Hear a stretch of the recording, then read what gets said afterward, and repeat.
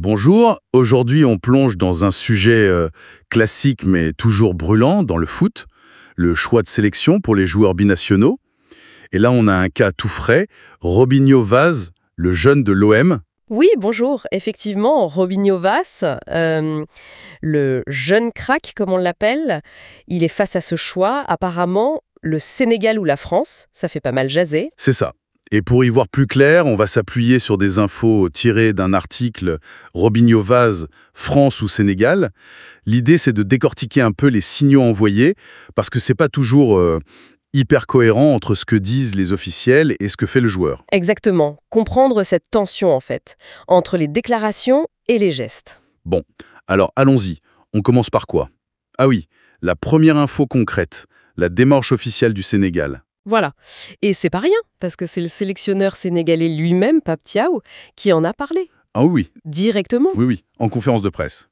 C'est quand même un signal fort, tu vois.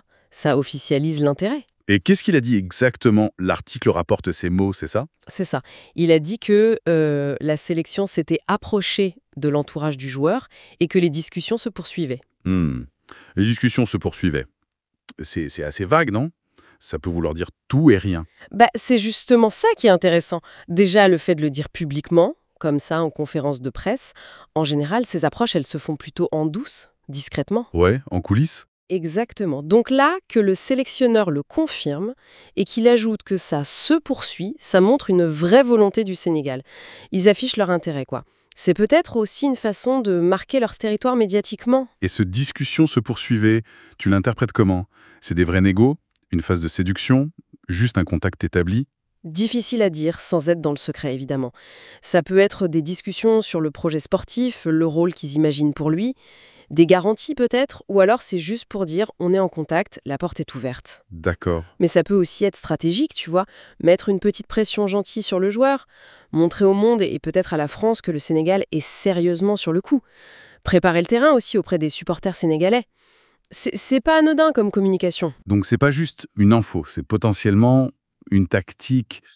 Mais est-ce que ça risque pas de braquer le joueur, justement? Mettre la pression comme ça, publiquement, sur un jeune? C'est tout l'enjeu. D'un côté, ça peut flatter. Regarde comment tu veux, on a un vrai projet pour toi, ça peut motiver. Mhm. Mais de l'autre, oui, ça l'expose énormément. Ça met la barre haut. Et si lui, dans sa tête, il penchait déjà ailleurs, ou s'il voulait juste du temps, ça peut être contre-productif, c'est clair.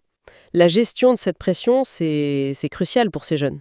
Et justement, cette pression, on a l'impression qu'il y a une réponse, ou en tout cas une réaction assez rapide du joueur, non? Tout à fait. Peu de temps après cette conférence de presse, paf, réaction de Robinho Vaz. Et pas n'importe comment. Ah non, façon 2024. Une story Instagram, Voilà, une photo de lui. avec le maillot de l'équipe de France sur le dos. Le timing est quand même incroyable. Juste après la sortie du coach sénégalais. Et le support, la story Insta, c'est éphémère, mais ça a un impact fou aujourd'hui. C'est ça. C'est un message direct, hyper visible, même si ça disparaît en 24 heures. Ça parle à sa communauté, aux médias, à tout le monde en fait. Alors comment on lit ça? C'est une déclaration d'amour au bleu? Belle interprétation la plus évidente, c'est ça, oui. Difficile de voir autre chose, surtout avec ce timing. C'est comme une réponse directe. Merci pour l'intérêt, Sénégal, mais mon rêve, il est bleu. Ça peut être aussi une manière de calmer le jeu du côté sénégalais. Ouais. Après, bon, faut toujours être prudente. Est-ce que c'est pour mettre la pression cette fois sur la FFF? Genre, regardez, je suis là, je suis prêt. Moins probable peut-être. Moins probable vu la situation. Une coïncidence? Non, j'y crois pas une seconde. Une stratégie de son entourage pour faire monter les enchères? C'est tordu, mais on voit de tout. Mais franchement, le message le plus simple, c'est souvent le bon. Il semble préférer la France. Donc si on met les deux bout à bout, la déclaration de Thiaw et la story de Vaz, c'est un peu un dialogue de sourds public, non? C'est un peu ça. D'un côté, les discussions se poursuivent. De l'autre, une image qui dit « mon choix est fait » ou en tout cas « ma préférence est là ». C'est une tentative peut-être de sa part de clore le chapitre sénégalais ou du moins d'affirmer sa direction. Et ça montre bien le poids des réseaux sociaux maintenant pour les sportifs. Ah mais complètement.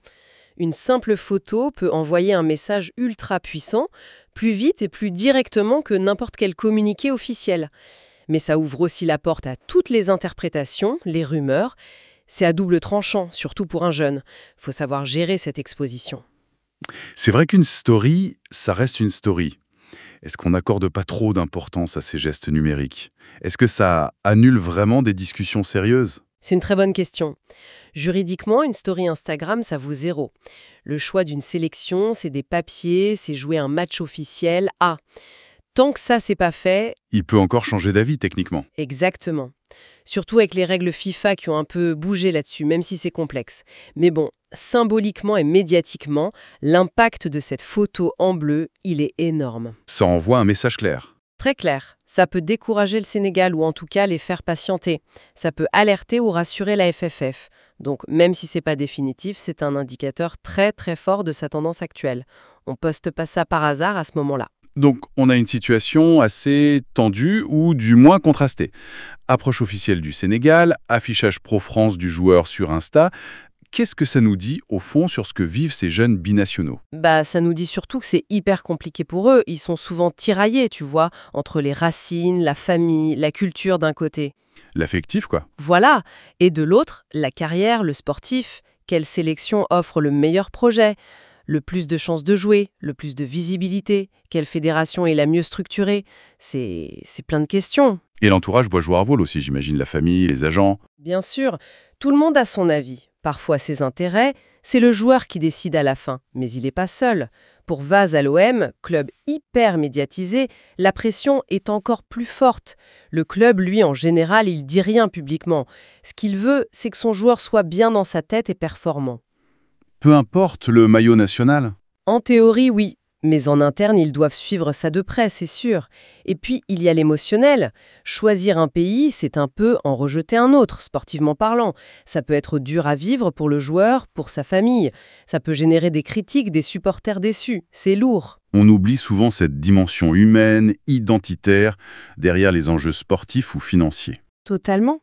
C'est des jeunes hommes qui se construisent. La question « qui suis-je » elle se mélange à « pour qui je joue ».